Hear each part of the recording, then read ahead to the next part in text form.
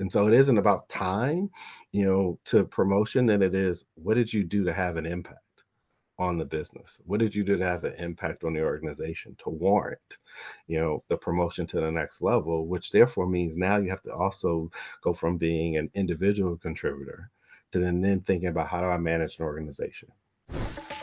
Welcome to the road to greatness. Get ready to be inspired and empowered to take your career to the next level.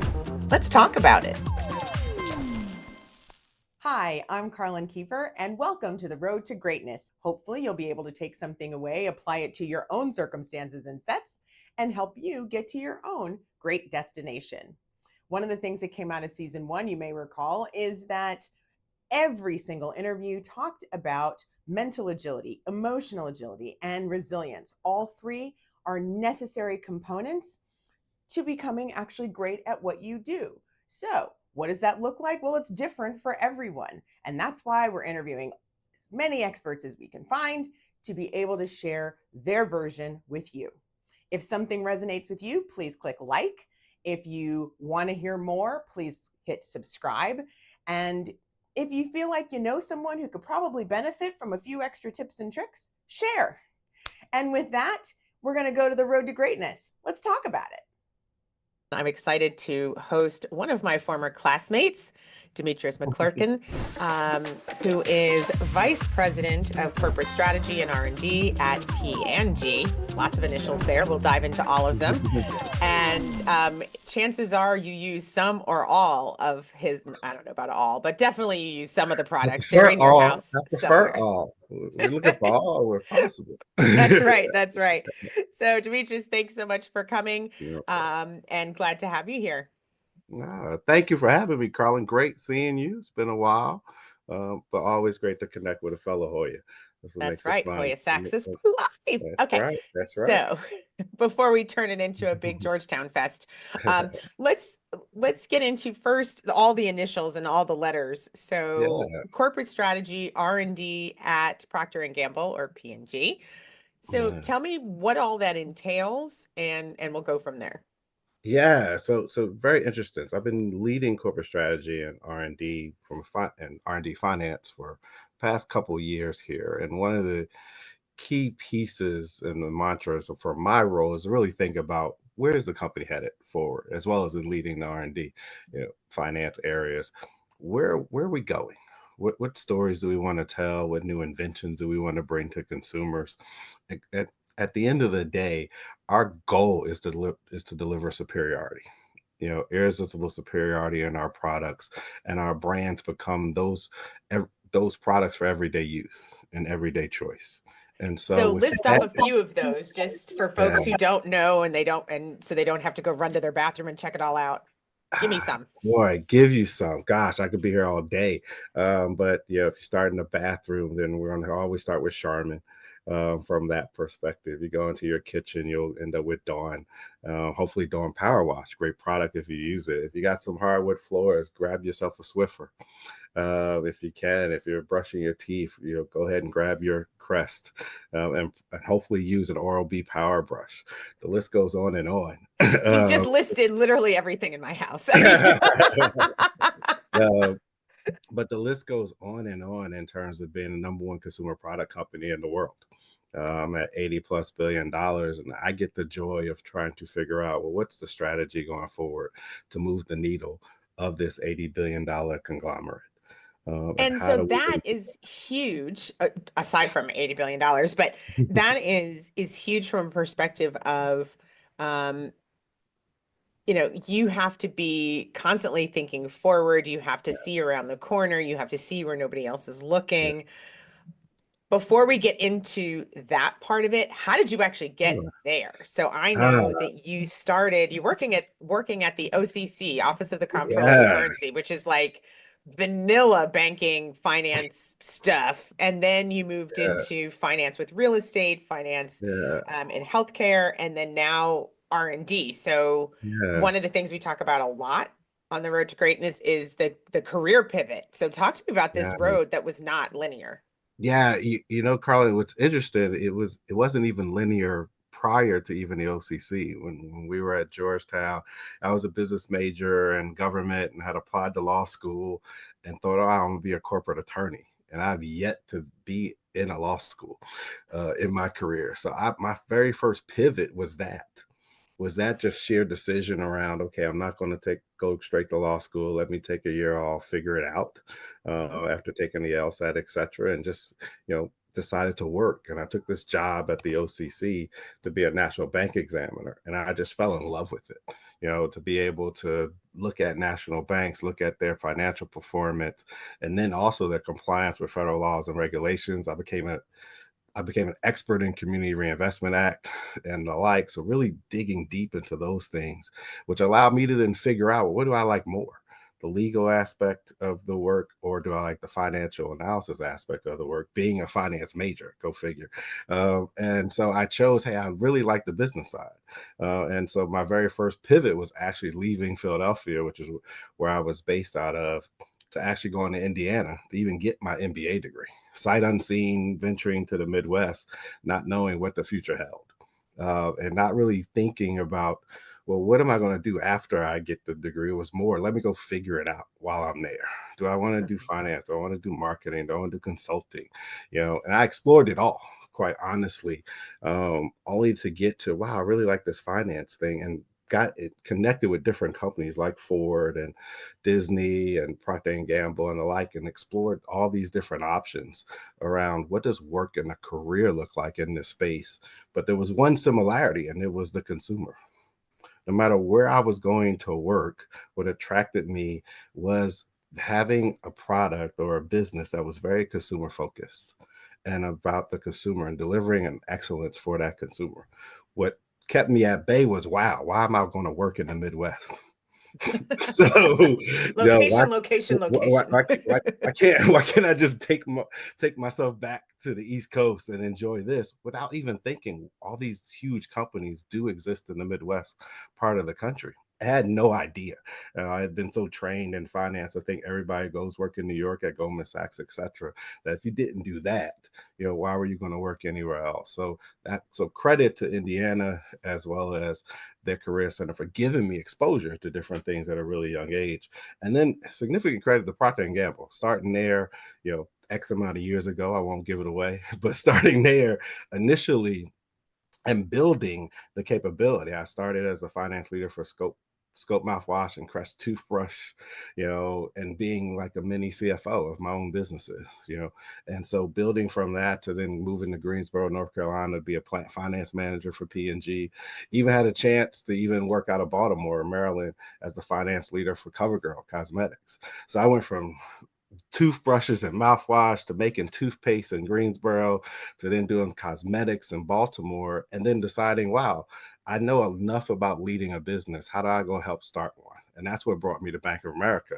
Sight unseen, real estate, business, wholly owned subsidiary called Home Focus, and saying, hey, we trust you at your young age. I wasn't even 30 yet.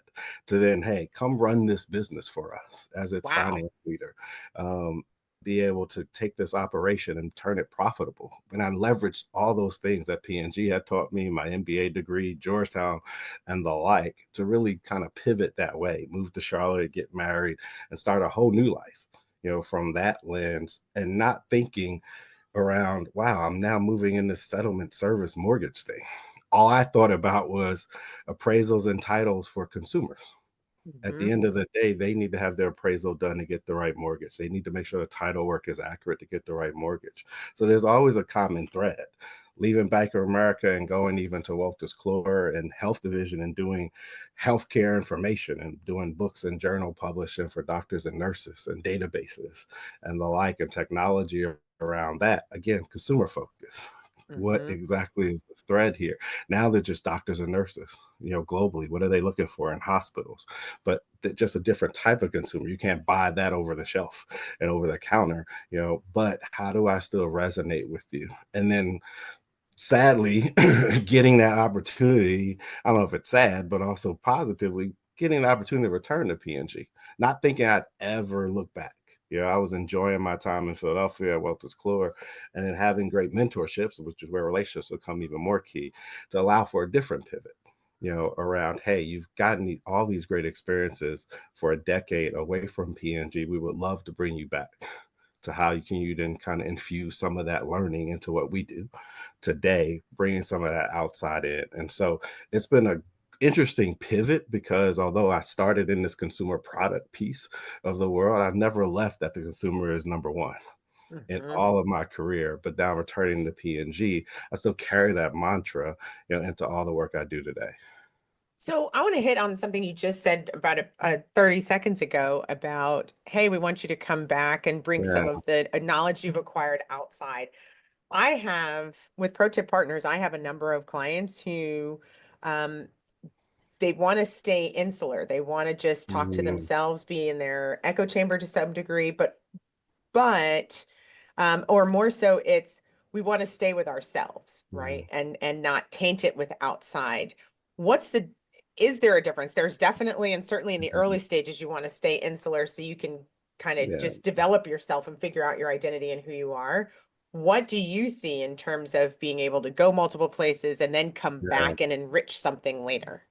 Yeah, the biggest thing is, when you step outside some, you get to a different experience of what you don't have, and get to an uncomfortable position. Um, and so I'd say at Procter and Gamble, I had everything I needed. I didn't have to worry about the systems that they add up. I didn't have to worry about finding people to come work there. We recruit and have over 1 million people apply to P&G globally every year. Finding talent was never an issue. Having the right systems, asking for money to invest in the business, that wasn't a challenge. And being around talented people wasn't a challenge. I think stepping away, you get into, well, what does it look like when you don't have all the resources available? How do you roll up your sleeves differently? More importantly, even being at Bank of America, I was my own analyst. I was my own admin. I was my own accountant. I was my own CFO. And then I became my own marketing person and working with the operations people. I had to Wow. be everything, to the operation in order for us to succeed. So being able to see it that way and being able to kind of take that step and take that leap is what's really key. But it's also what you bring. Like, you never lose those toolkits around your belt, and you should never attempt to. And I think at a Procter and Gamble, what I brought back into P&G was that work ethic, and was that ability to actually see around the corners, because I had seen so many other issues that within P&G's walls would have never been an issue to begin with. But as you grow and as you develop, and even as a business, sometimes you become complacent. And I had worked in different organizations where complacency wasn't something we could survive off of. Much smaller businesses, much more smaller organizations. So therefore, you had to find a way to constantly figure out how to step up and how to actually add more to your plate, how to actually do more. And so being able to bring that into P&G and help even P&G think about, what does it take to really raise the bar? What does it take to really look at our employee value equation? Even how do we really excel at building capability in a much different way? And so it helped that I had been at P&G and I had started my career at P&G, but all those things I learned there, I had already reapplied. And so now I get to come back into P&G with that mindset of almost a professor who took time away, worked at a different university, and now can come back and say, hey, here's what it looks like, with more resources. Here's what the world looks like. And now my job is to enlighten our young people here, because P&G is a promote from within company. So I'm actually bringing not just my P&G experience to my team, but also my external experience to say, hey, here's why even P&G might be better for you before you even think about looking outside. So so many things in there that I have to pull. So I've No numbered problem. them. I'm going to start at the back and work my way forward, or Sure. start at the end and work my way backwards. There you go. Yeah. All right. So the promote from within, I Yeah. love that, because there is nothing worse than feeling like the only way I can get ahead is to promote out and go Yeah. someplace else. So talk to me about, how do you set up that promote from within Mhm. culture? And what I mean by that is, one, making that a priority for the company, but two, what does that look like from a messaging standpoint, from a coaching standpoint, from a career priming and a career advancement standpoint, Yeah. to be able to make it work? Yeah, the biggest thing to make just that system work is one, you have to have a commitment to develop every person in your organization the same the moment they walk in the door. And so everyone who starts at P&G has the potential to be the future CFO, CEO, chief R&D leader, chief marketing officer, chief sales officer, you name it. So if we really believe in that, then we need to make sure that we have all of the training, all of the capability, and all the leadership in place to allow them to thrive. And so, because of that, you have to also then have that same track record of excellence to do so. No one believes it's promote from within if you actually have it promoted from within. Yes, And if you're always so, shopping elsewhere. yes. And so, what's very interesting here at P&G, all of our CEOs have come from within. All of our CFOs have come from within. Our current CEO used to be CFO of P&G. So, and he started as an analyst like I did. Mhm. On a business and the like. So when you see that track record, you actually believe it, but it's also innate in the culture to be able to say, hey, how do I continue to develop? And just as much as I'm rewarded in the business results, I'm also rewarded as it relates to developing my people. Right. Seeing their success, how they move, how they generate. And we also rotate every 2 years, in our positions as well. So What does because that of mean? that, Whoa, whoa, whoa. you Time out. actually What does that mean? What does that you mean you actually take on rotate every 2 years? yeah, so you take a new job every 2 to 3 years at P&G. And so it's part of your career development and advancement is to constantly generate these new skills. And so that also is part of that promote from within is to constantly still challenge you, to continue to build capabilities that'll prepare you for the next level, but also get you exposure to different areas of the business as well, no matter what function that you're in. And so by having that capability has allowed for us as a company to really see ourselves investing in our people. Now, that said, as you move up the ladder, there's fewer and fewer positions. Right. So you're going to lose people. And so it's naturally that some of your top talent are going to get plucked by others. I'm the victim of that. I was a top talent, at P&G and I got plucked by Bank of America.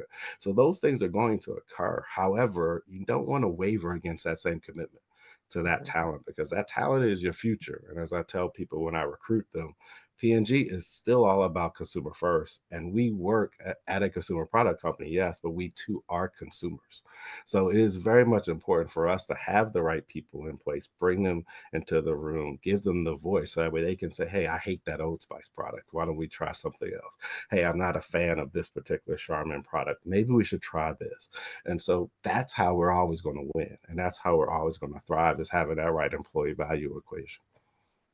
So it's a two-sided equation where you have the staff or the team, the people, they are showing their work ethic, they're putting it all in, and showing the desire to do more, to be more. But then you also have to have the company setting up that continuous learning atmosphere. I quote Mark Cuban all the time when he talks about the importance of continuous learning and Yeah, constantly doing professional development, both for yourself and if you're a manager for your teams, um, as a part of one, staying innovative and having the edge, but two, it's about making sure that the people feel like they're growing, because that's yeah, one of the big reasons people leave is stagnation. So the yeah. importance of that continuous learning. What are the managers either taught or told or whatever in terms of making sure that managers and the leadership team continue to develop their people? Is it now just an unstated rule? Is it something where there's a pull up once a year that says, hey, don't forget to coach, or what? Yeah, great question. You're always given the constant reminders, and so we do have quarterly engagements that are planned for us to actually meet with our direct employees to have those kinds of coaching sessions and the like. And even twice a year we'll have the career conversation. Hey, what are you interested in? Where would you like to go? What type of roles are you interested in? And trying to work that through also the skill development pieces around it. So there's a conscious effort to continue to put that up front and out there so that way the managers are always engaged. I think what's also key though is it isn't just about the direct manager, just myself as a leader, of over 25 plus folks globally. Yes, I have 5 direct reports, but I need to know what's going on with their people. How do I stay engaged? How do I stay involved in their in their career development. And so we are charged as leaders to be that way. You have to really have a sense for what exactly your staff's working on, but also where they want to go. So And do how you do you do continue skip to develop. level meetings with their Yeah, team, with their people? yes, definitely. So from that perspective, I meet with their folks every quarter. So in some cases, my folks in Asia, I'll meet with them in the evening, as well as needed, just to have that touch point of, hey, what are you working on? But more importantly, how do we have the conversation about the career? Yeah, we can talk about how your manager is, etc. But for a lot of people, they just want to be heard. To your point, who's helping manage my career? How do I better understand and give them a sense and a voice? But I also have to show them as a manager and the vice president that I'm listening, Mhm. because that's what's key, and that I'm now, then I can take action. And so, you want to be able to kind of provide that, for the organization. Obviously, outside of that, we're an organization full of mentors. Everyone who has a mentor and then some. Um, um, Whether or not official, unofficial, and the like, again, because we do move around every 2 to 3 years, you pick up, different leaders as mentors and the like, who also become to have a vested interest in your career.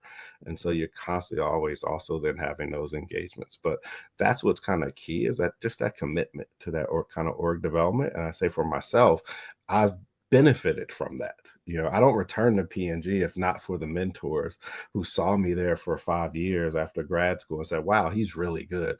How do we then, after him being gone 9 years, 10 years, reach out and say, hey, would you be interested in coming back? It's the power of those relationships, because those folks actually coached me while I was outside of P&G. When I had a Right. question just on business, or I had a question just on life as I became a father, hey, what do you think? How should I manage this work-life balance? So I went to those individuals just as much to help coach me and build me. And so it made it even easier transition to say, hey, not only can they coach me about work life, now they can coach me about work and career advancement as they were before, but within the walls of P&G again.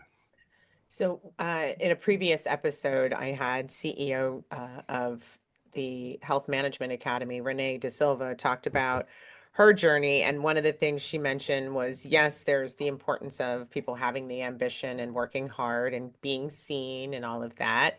And much like you've said, even, and there are lots of people, let's also call out the fact there are lots of people who work at companies where they don't get to have those career advancement conversations. And one of the things she said to that was, you have to always be a self-advocate. You have to always go and ask for what you want, or at least let somebody know that this is your next step that you would like to have.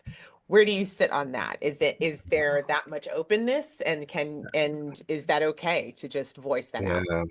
Yeah, I think you have to be one, you have to build your own brand. Even before you become your own advocate, you have to view yourself as a brand, and as a winning brand and a brand of choice. Yes, I get to work in a consumer product, area, and we're always pushing to be the number one brand on the shelf that a consumer is going to choose. Well, you should always be the number one employee to yourself, that you should choose. And you should always be thinking about, my performance is going to be at a high level. I have the image. Now I need the exposure to what people can see and do. And that kind of pie methodology, resonates, because if you have those three things, then you can truly advocate for you.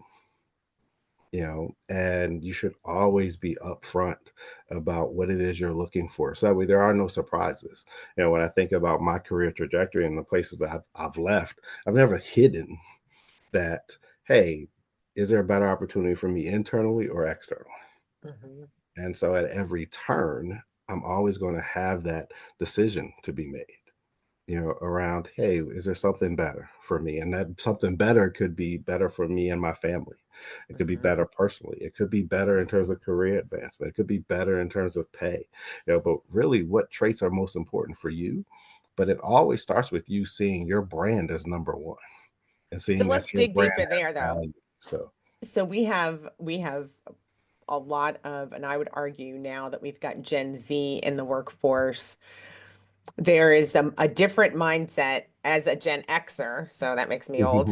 And you too, by the way. But seasoned. I'm not old, just there you seasoned. go. As we were seasoned, we worked, then got, worked, then Mhm. got, worked, then got. I found in a number of places that I've been, that some of the less seasoned employees put the advancement on a time schedule, not on a development schedule. So talk to me about what you see is the reasonable amount of time. So one, when you come in, you want people to know this is my aspiration down the line. But at the same time, when is the right time to say, okay, I'm ready for my next step, or can you at least start considering me for my next step? And Yeah. the part I'm going at is that oftentimes what I've heard in the past has been, it's been 6 months and I haven't been promoted yet. And it's like, Yeah. do you even know what you do yet? Yeah.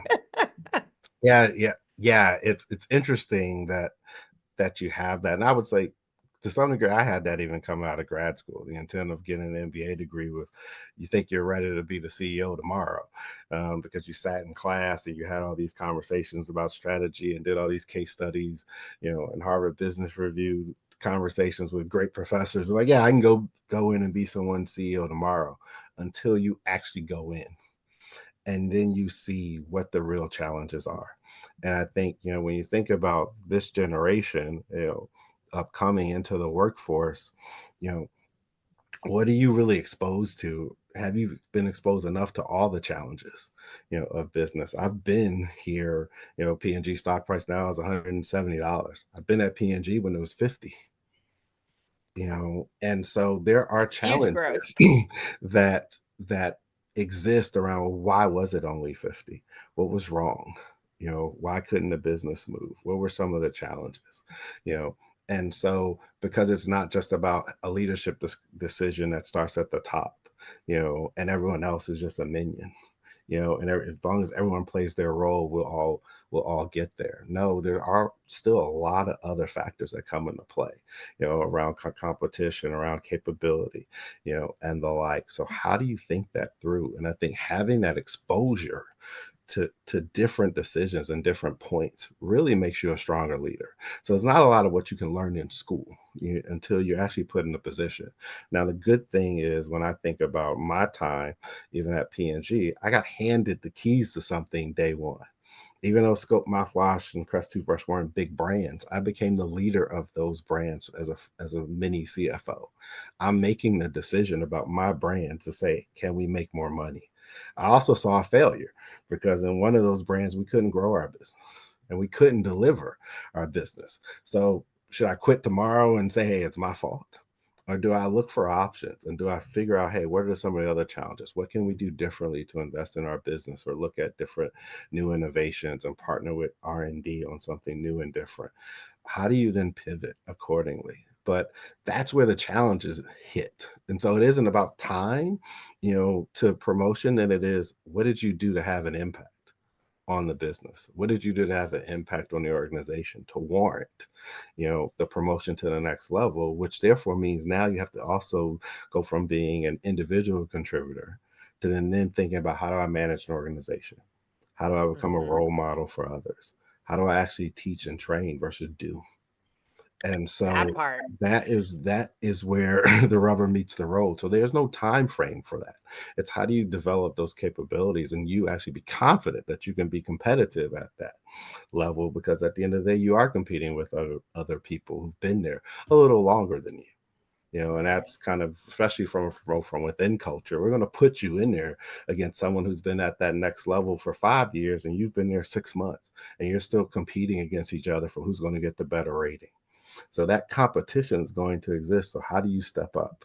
And that's part of getting to that idea of, hey, how does my performance evolve, and how does my image evolve? Mhm. So a lot to unpack there. It's time for us to take a quick short break, but when we come back, we'll find out Demetrius's how he partners from a product development standpoint. So we've got to make it, but if you make it, will they come? If you build it, will Yes. they come? And that's what's the partnership then with the sales and go-to-market team in that. So we'll find out more about that and a little bit more on leadership when we come back. Stay with us. Awesome. Are you ready to elevate your team's performance? Introducing Pro Tip Partners. With over 20 years of experience in enablement and learning and development, we've helped businesses like yours achieve amazing growth outcomes. Our focus areas include sales enablement and effectiveness, manager and leadership development, and our unique improv for business workshops, helping your teams enhance their confidence and ability to embrace the unknown.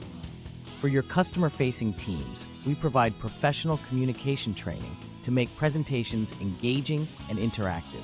At Pro Tip Partners, all our workshops are engaging, fun, and build on best practices for proven business growth. For companies needing a fractional executive to jumpstart new initiatives without increasing headcount, we're your go-to partner. Visit us at protippartners.com or call 301-4PROTIP for a free needs assessment. Pro Tip Partners, elevating performance, empowering growth. Welcome back. And before the break, we were talking a lot about advancement and then when to expect promotions and the leadership philosophy around that, just to make sure that it is a well-oiled machine. But we're going to shift gears and move a little bit more into the go-to-market strategy and the operations factor that goes with that. How are you measuring your success, and how are you reporting back to everyone in a way that's meaningful and actionable? So let's start off then with your partnership. If you're developing and coming up with the innovative ideas, at some point that has to turn over to the sales team to go out and actually sell it and put it in make sure that it gets into the supermarkets and all the other distributors and such. So talk to me about how does that partnership work in terms of who takes lead, where's the accountability? You mentioned that there was one brand that didn't take off so well. So, and what happens when things go slightly off the rails? Yeah, one of the key pieces, that really is key is really involving everyone early on. I mean, we have to have buy-in to the strategy. We don't have buy-in to the strategy, it won't matter, what we have going on and the like. And so when you think about with sales, sales is very much focused on that 0 to 12 months. How do I really win? In some cases, even 0 to 3. How do I just win this quarter? Right. And 4 quarters equal a year. And so they're going to say, hey, what are the tools you're providing with me, whether promotion wise, marketing, spending, et cetera, that can actually help me win with my customer? And so from a finance and marketing perspective, we're thinking, even R&D, what's the next new thing past 12 months and what we're going to launch the next 2 to 3 years, that's actually going to win. And can you just hold off, for the next quarter, That's something we can tell sales. Yeah, just slow down. and so, but I think where I've seen success is when we involve sales in that development approach. Sales not only has a sense for what the consumer's looking at in terms of how they're shopping, but they're also getting a sense for what the customer sees as what will grow the category. And so how do we kind of leverage that differently, within our businesses and in our product development to say, hey, not only do I need to put something on the shelf, but I need to put something on the shelf that's better than my competitors, and so, but also hopefully that continues to grow the category, whether not through volume or through dollar growth, and the like, if it comes with more pricing. But that's how we got to have the right mix on the shelf. And that's where working with sales gives us that direct engagement, because what looks to be the best set in Target, it may not be the same at Walmart. It's not going to be the same at Costco, etc. And so that's why you need sales to really be there for you, to have those direct conversations so we can win with all our customers. So one of the similarities that I've noticed from a previous conversation with you is around the QBR. So the quarterly business review, where on the sales side of things, they're looking at, what has happened and also looking forward to what do we have, what can I close this next quarter, as you mentioned, or whatever their time frame is, whether it's quarterly, half, on the half or on the year. So what's going to close? You also have had and done QBRs, and have a very distinct philosophy or mindset around that, so much so that I've tweaked some of my content with my own customers for Pro Tip Partners around what a good QBR looks like. So share and talk a little bit more about that. Yeah. When you think about the QBRs, and I've done QBRs, MBRs, you name it, the one thing that I always look at is content. And in many cases, some people have a lot of content in a QBR just to support the fact that they made on page 1. And so if you spend a lot of time and a lot more time building data and building charts and building all these nuances to support the fact of one line item of one area, then that gives me a sense that you don't trust that statement. You want to make sure that I get to review that data. I have to see it. I have to see your work, in that way in order for you to actually see it yourself. And so Huh, that's that's part one, of you're working too hard. you're working too hard to prove a point, you know, whereas if you've demonstrated the capability, you've demonstrated the performance, you've been able to deliver the result, your image is one that says you know what you're doing. I don't necessarily need page 5 through 25, to kind of get there. It also gets down to, do you understand what are the right key business metrics and key performance indicators to really deliver your business? All the supporting information that you have needs to actually reflect the fact that you understand it. So why can't that all be seen in one page? So And let's it's talk not. also in terms of, which is a huge and incredible point, is, and I have not actually thought about it as, if I show you all the work, it means that I don't trust myself. Mhm. So so it's interesting, and it's proving too much, like, no, seriously, trust me.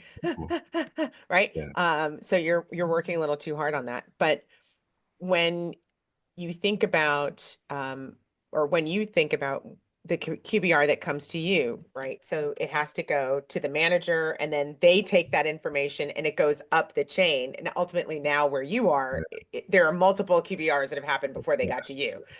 So what is it, just for the end state? Why restate for folks listening at home? What is the final bottom line? What is the leadership team looking for? What are their WIFMs as Yeah. they look at the QBRs, so that people can hone more in and focus more of their information rather than overproving? Yeah. The big key piece is, where are you at today? What are your core opportunities and your key risk areas? And what are your actions that you're taking? And from there, what is the next step and help needed? Because at the end of the day, as it rolls up, I want to be helpful. I don't want to just read a book. I Right, can't be helpful reading a book. It takes me longer to get through all the pages. And now I'm analyzing your analysis right. because you've given it to me, compared to, I should be focused on the next step and the help needed because you've already made the case. You've already said, here's where I'm at. Here's what are my key opportunities and risks. And maybe your help needed might be on mitigating a risk, or your help needed might be investing in an opportunity. Mhm. But if you don't lay that out, then you leave it up to me to make that determination. And Which is then so more work on your plate. And we more all work know that if on you my make plate. things harder for your manager, life gets infinitely harder for you Yes. later. And even past that, you don't get what you actually wrote the document for. What were you looking for? What are you looking to get out of it? Is it just check the box, or is it, hey, I really need help with this? But if it's not explicit, you're hoping someone figures it out through all the pages that that's what you need help with. And Yeah. instead, should lead with, here's what I need. You also sometimes have to be vulnerable. Many of us want to do QBRs and scorecards and always show green. And because we always show green as a positive, we look like we don't need help. And Yeah, that's because where you we believe that there's have such a thing as perfection, right? And that to, everything that right. you submit is, oh, no, I'm good, I'm good. And if you actually say, you Yeah. know what, I have these 3 areas over here, I could use Yeah. some help, you actually look better at that, Yeah, with and that. it's crazy because a lot of people don't want to be red. They'll make shades of orange, yellow, and the like. But to me, either you're green or you're red. It's simple. Right, And so it's just really interesting when you push yourself to support a lot of background information to support your conclusion. It sends a different signal that you don't trust it, right, yourself. And so, and even for us as leaders, we shouldn't be requiring all of that information if we truly have empowered our people. That's the flip side. If we're asking right. for all this data, why have we even told ourselves, why is all that required? for people who I trust, for people who I've empowered, for people who I've developed, for people who I've put in position to make decisions, yet they have to give me a lot of information to support their decisions. Right. Yeah. And again, it's the overproof. And now I feel like I should be looking around a corner to find some other information that, or, some negative hand grenade that I haven't seen yet, or something like that. So Yeah, I love yeah, the idea of trimming and keeping it to just the core things, so that at the end of the day, the QBR isn't just the report, a status update, because we all know that could just be an email, right? We want it to yeah, be something that's in fact actionable, and yeah. making sure that that everyone who needs to take an action can do so eyes wide open, and not playing a guessing game, or making false assumptions, or anything like that. That's Yeah. super helpful. Let's get to go back a little bit on Yeah. your leadership front. And as you know, a lot of our listeners are either salespeople themselves or sales leaders. And I like to look at the side on leadership philosophies. What are the helpful things? And we've talked a little bit about making sure you set up a culture where it's a promote from within culture. What are some of the other things in terms of building resilience in your team, Mm. getting them to always be pushing for that innovative next step, and looking to see how to be the best every single time? What does that look like for you? Yeah, for me, especially as a leader, you have to get to a point where you have to celebrate the wins. Because in many cases we always move on to the next thing. We move on to the next quarter, we move on to the next year, and we're focused on the financial reward. Okay, got it, got the bonus check. Now, how do I get another big one? I But want that another win, one. yeah, but the win is greater than that. You don't get that strictly off of just what you've done, because the operation has had to deliver for you, the marketing has had to deliver for you, yeah, and the like. So there's a lot more that goes there, and so you should always, as a leader, think about making sure you thank those who actually have gotten you there and have Mhm. helped you deliver the success where you're at. On the other side, though, complacency does kill. If you actually take a step back and say, oh, this is now in cruise control, you're Mhm. actually going to miss all of the different things that can actually disrupt. And so at the end of the day, that's part of my role here at strategy, is to look for those things that can disrupt our business, that can disrupt our flow, that can disrupt our success. And at the end of the day, we want to make sure that we're disrupting ourselves. How do I have constructive disruption in order to win? Yes. And how do you drive that? How do you drive that personality? How you drive that actionability within your organization? And it starts with this idea that, hey, yes, we're one, but we need to protect that number one. Or because it's always easy to motivate folks who are three or four to say, hey, my Yes. goal is to get to one. When you're already number one, how do you keep recycling that? And you don't Mhm. have to make up a competitor, but you can look at, hey, I can always evolve and do more. We can always take that next step. We can always get to that next level. And so being able to be on the R&D side allows me to think about what's the new thing that's going to be out there and should be out there 5 years from now that we should start talking today, or Mhm. that maybe someone else is developing, that we should say, hey, how can we bring that in house and enhance it differently?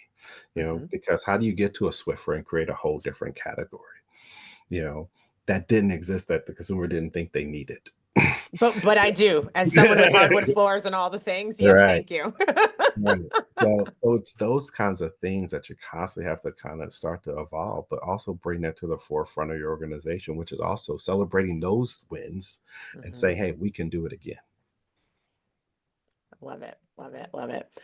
All right. So as we are heading into the end of our time together, Oh, one thing that I typically ask all of my guests is, what didn't I ask you that I should have? wow. Um, you should have asked me the importance of the support behind you. Okay. I am not here without the massive support of the village. that I've had. The village of my family, growing up in Philadelphia in a single parent household, just me and my twin brother. The village of the young men who became surrogate dads and big brothers to us. The village that led me to Georgetown, the the village that even at Georgetown that we Mhm. today still get together and engage with each other and help push each other, to Right. excellence. The village of Kappa Alpha Psi and the fraternity that I joined, and being able to have that achievement in every field of human endeavor. And then the village of my wife and my kids who give me the other motivation to continue to succeed, but also recognizing that I have to also play two roles, a role at work and a role at home, but also a role model, what excellence should look like and be that role model for my two kids first and foremost. So that to me is the key, because without that, how do you progress in all these things? How do you, because that gives you the stability to think Mhm. and act, around all the different things that you do, whether it's at work, whether it's for an organization, whether or not it's just for your family. You want to have also that kind of grounding and stability, but also people who will also tell you when you're doing wrong and who will Okay, challenge but I'm going to interrupt you you. there. Even though we were Yeah. winding down, I'm about to wind back up. That you have people who are going to tell you the truth. This Yeah. part, I don't think people value this enough, right? Yes. Who want to be the smartest in the room at all times. Mm, But I will always argue, if you're the smartest person in the room at all times, you have set a limit on your growth and development. yes. Yes. But also, and I actually, in our previous episode, we had University of Tennessee coach, had men's basketball coach Rick Barnes, and Rick Barnes talked about the Yes. importance of his family, in fact, being the truth tellers, and how important it is, whether you're at work or at home, that you do, in Mhm. fact, have truth tellers, because they can help watch your six and watch your blind spots. Tell me, where do you place your Yes. truth tellers, or do you just give permission for everyone to be a truth teller? Yeah, the truth tellers exist and they're around, in that core group. However, as I like to say, I listen to them all, or I hear them all. I don't necessarily listen to them all, you know. So you have to look for the ones for that moment that really give you that kind of sound advice and force you into some more introspection, because that to me is the people in person I'm probably going to go to the most. Who am I going to seek, for that type of information and that type of guidance? Because feedback is truly a gift, but it's only as good as what you actually listen to and what you action upon. And so, from that perspective, that's what I look for. I'd say my greatest person of feedback has been my wife, because she's been the one really consistently looking at my career and journey and saying, hey, what's best for us? And making sure I keep that forward. She's also been the one to tell me, I hate this product. I hate that product. What can you do more of about this and that? And so those things are challenges across the board. Hey, this costs too much. That comes too. But I think that you got to find those folks that will keep you grounded, quite honestly. And that's what I enjoy about my village, because I do feel grounded, in where I'm at, but also feel as though they will challenge me to new heights as well when I get low, because I too have to open up and say, hey, I'm vulnerable. Hey, I need help, and so Mhm. from that angle, that's how they can pour into you even more. So, Excellent. All right. Well, thank you again, Demetrius, for joining the Road to Greatness, for sharing not only yeah. your path, but your philosophies around leadership, how to create a culture of promote from within, the importance of inner relationships when you're going from product R&D and product strategy, but then also how does that translate for the sales team as they go out and forge their way and try and make sure that, hey, we're all making money and getting the numbers in, but also, on the personal side, the importance of your village. Um and I actually just attended, we had the Georgetown University Black Alumni Summit this past weekend, and one of the statements was a reminder. It's a very common statement, so I shouldn't say that it was said only there, but look at the five closest people around you, because that's indicative of the type of person you are or going to be, or where you're headed. So it's really about getting yourself that nice nucleus to help coach and push you forward. So all great insights and all good stuff. I wish you and P&G all the success, especially since I seem to have every product in my house. Keep buying. I need that, Carlin. I need that. Hey, look, keeping everybody employed. All right. Thank you so much, Demetrice McClurkin. And I thank you again for sharing your road to greatness with us. Did you hear something you liked? Tell me about it at Carlin RTG Podcast on YouTube, Instagram, Facebook, or TikTok. Thanks for joining.